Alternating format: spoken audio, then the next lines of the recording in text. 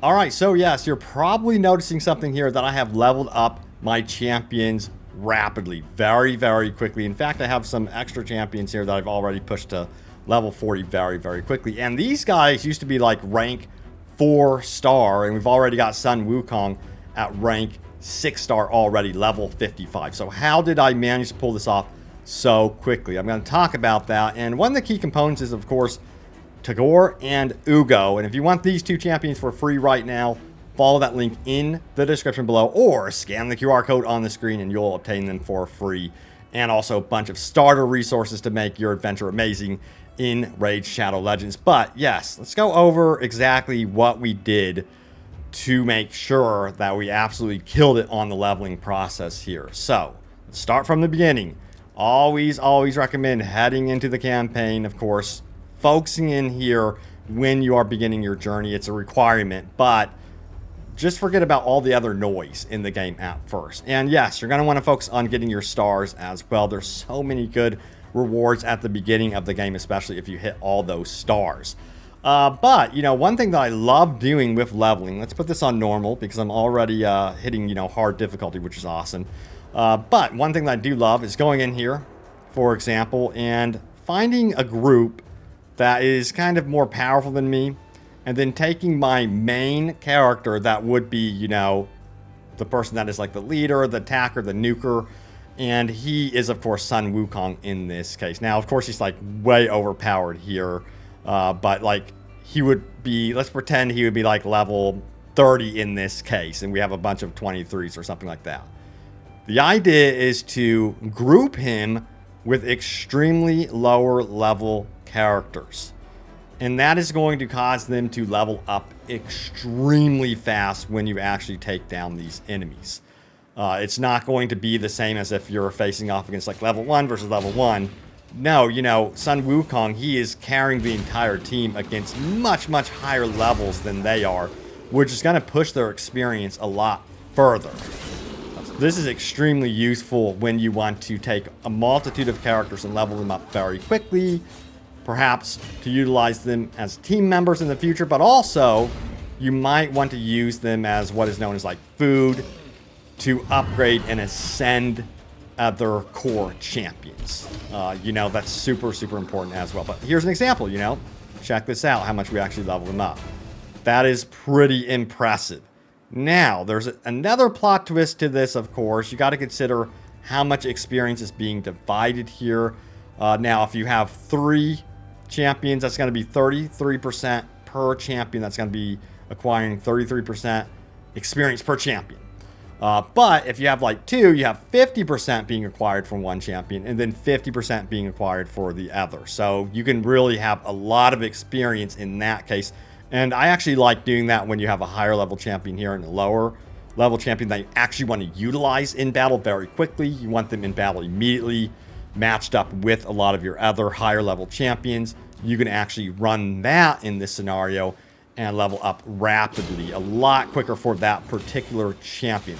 Some people say that this is a waste, but again, if you really want to like just have fun with that champion and try out their abilities at higher tiers and experiment, this is one way you can do it. And it does not matter if they die, as long as they have the experience of battle and you win the battle, they still will get the experience at the end of the day. Boom.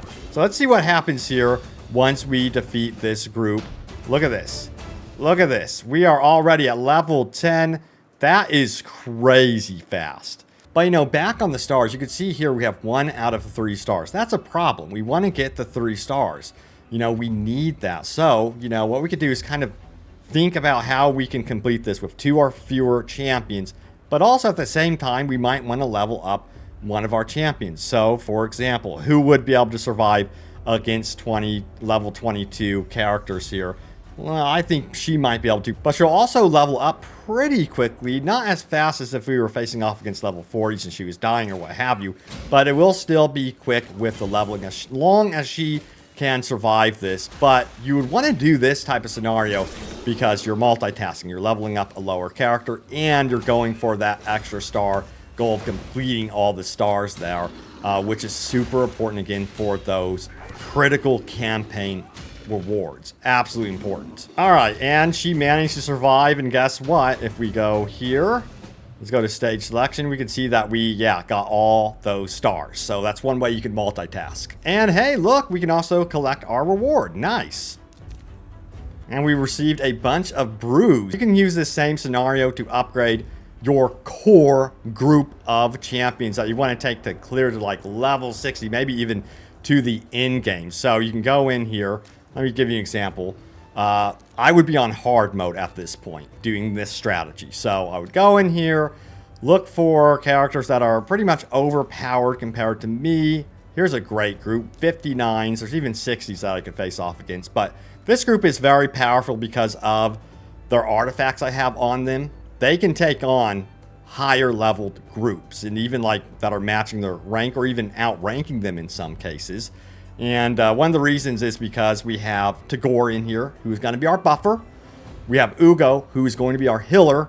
And then we have Kel, who's just all the way around like one of the best champions that you could play with. And he's going to poison the crap out of everyone. And then we have our nuker attacker, who's going to be the leader. And he's going to offer that aura speed boost to everyone, speeding up, their turns.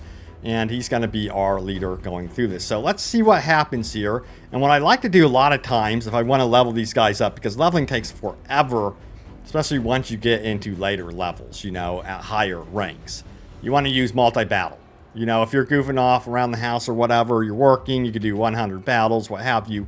Start multi-battle, and then just let it play out. And then you could check in on it every now and then, see how they're doing. But multi-battle is extremely useful in this case, and it has helped me level up champions rapidly. And I'm about to get Sun Wukong rank 660, so I'm very, very excited about that. And then I'm going to eventually ascend him. He is an absolute beast. Highly recommend him, by the way. You can actually get him for free for a limited time by using Monkey King as a promo code. You'll see the promo code option in the main menu of the game. So yeah, he's been just a blast to play with, and I can't wait to try some of the other promo codes eventually and work some teams around my central character, which in this case is Sun Wukong. And this would keep going on and on until it hits that 100 goal, of course, and you don't want to waste multi-battles, because you can if you're facing off against lower level characters in multi-battles. So for example, I would not want to do a multi-battle with this team versus 41s. You're just wasting your time. You're getting minimal experience and wasting those multi-battle. I call them tokens or whatever. You don't want to do that. You want to make sure that these guys are in enough shape with their artifacts that they can take on those higher level characters during multi-battles.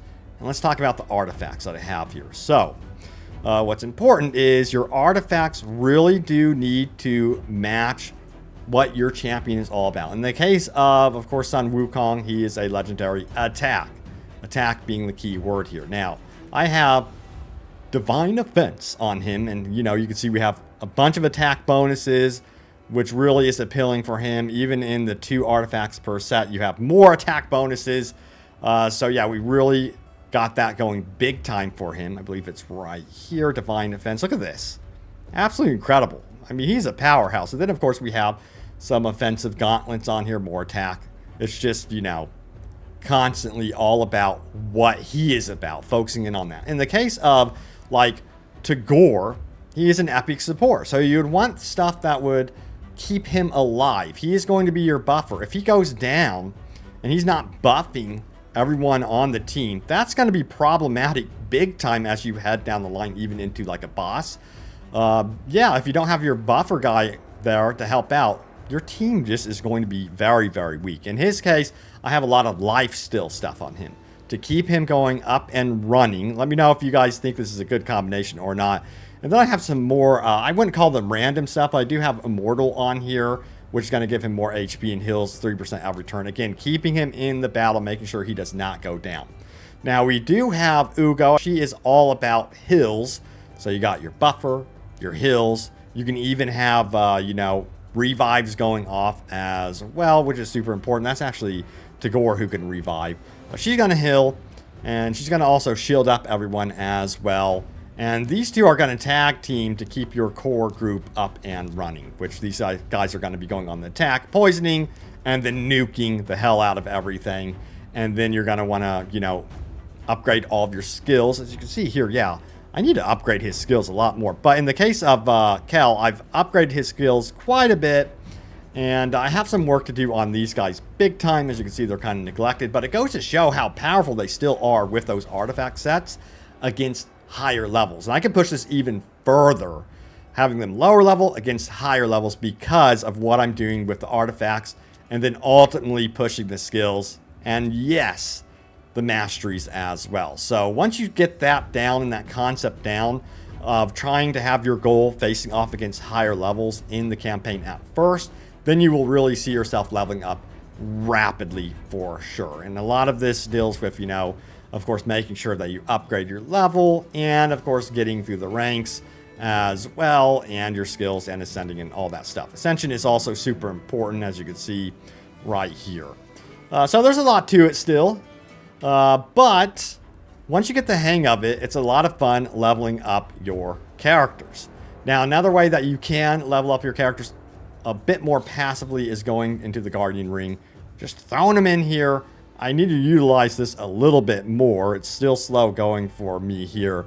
Yeah, usually I throw these characters in here just to generate them as, you know, as I would call food, as that's called in the raid community, which cracks me up. But, you know, food, if you don't know, you need to be like, what are you talking about? You know, this would be the food.